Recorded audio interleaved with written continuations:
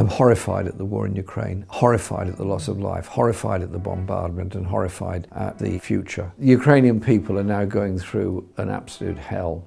They're frightened of what may happen. Bombardment from the air and the arrival of tanks and other forces is terrifying. My thoughts are with the people of Ukraine. They deserve and should be able to live in peace in the future, as should the peoples of every other country of the world. We have to apply political pressure on Russia and support the public pressure that's there in Russia to end this war and to withdraw those Russian forces. And we should go back to the original agreements relating to Ukraine that were made in Budapest and the later Minsk agreement, which was designed to bring about a long-term ceasefire. All wars end with a political solution. All wars end with dialogue. Why don't we cut out the fighting zone and go straight into the talking zone? It's very easy for a politician in any parliament in the West to get up and say, go to war, go to war, go to war. It's always easy to vote for somebody else's children to go to war and die. When a war takes place, there's always a desire by the opposing sides to make sure it's only their line and their story that gets out. And so it's truth that is the first casualty in the fog of war.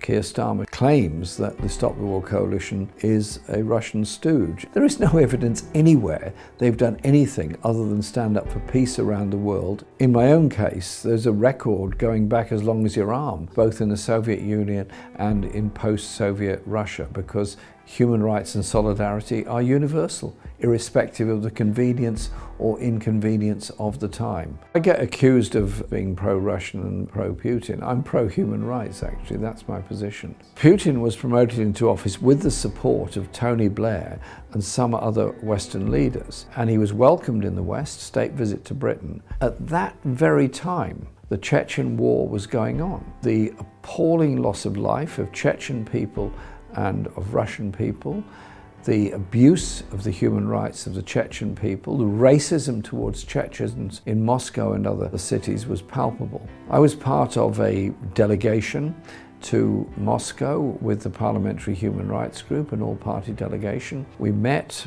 many Russian officials complaining about the abuse of human rights. And indeed, with Tony Benn, I was part of a public demonstration, a march through London in support of the rights of Chechen people. And at the time of the awful event in Salisbury, I said that it was the Tory party in Britain that had received a great deal of money from Russian oligarchs, and that we should be looking at the question of Russian money in Britain. We're all familiar with the way huge fortunes, often acquired in the most dubious circumstances in Russia, sometimes connected with criminal elements, have ended up sheltering in London and trying to buy political influence in British party politics. And there has been over £800,000 worth of donations to the Conservative Party from Russian oligarchs and their associates.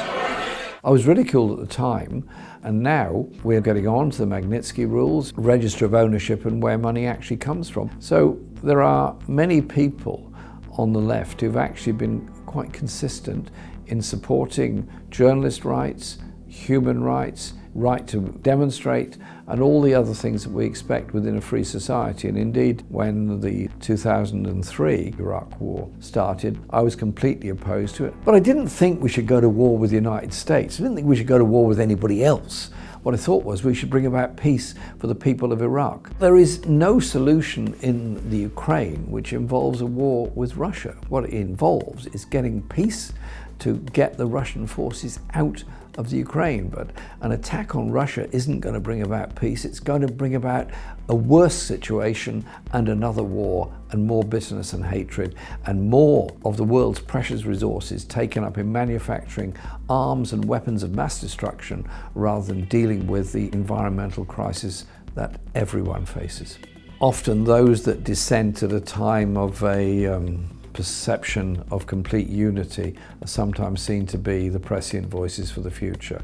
So being a bit unpopular once or twice is no bad thing. I've often asked this question about whether anybody wins a war or not. A war is fought, land is gained and land is lost. A war ends, the media caravan moves on to somewhere else. But for the person that's lost a son or a daughter in that war, forevermore they're going to be thinking on their birthdays what they could have done, what they would have achieved, where they would have been, what they'd be doing now, and so it goes on and on through their lives, and the hurt goes on forever.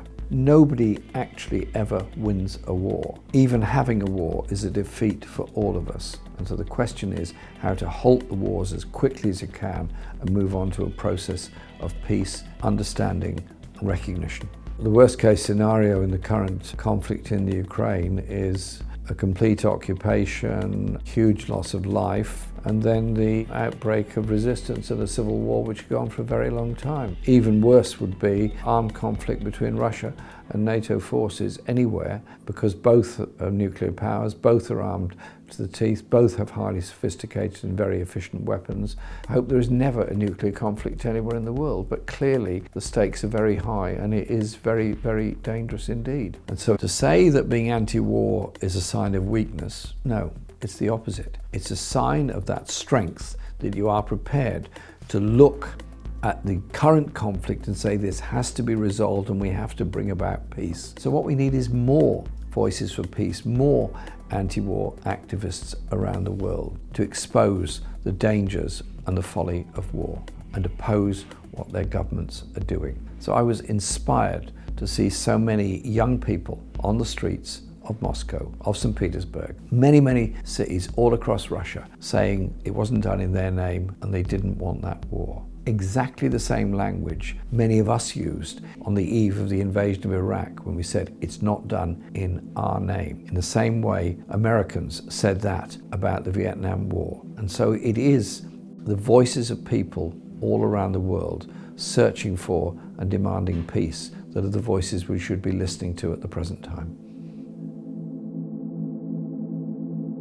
In a time of war, truth is often the first casualty.